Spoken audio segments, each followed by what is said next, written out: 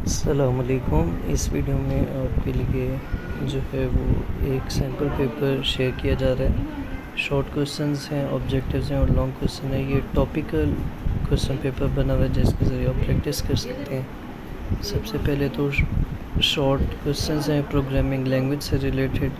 What R programming languages used for. फिर है how does machine language differ from assembly language. Name two types of low-level languages. What is the primary benefit of choosing a high-level languages? What is a compiler or interpreter used for in programming? Briefly describe the focus of procedural languages. What is the main characteristic of object-oriented language?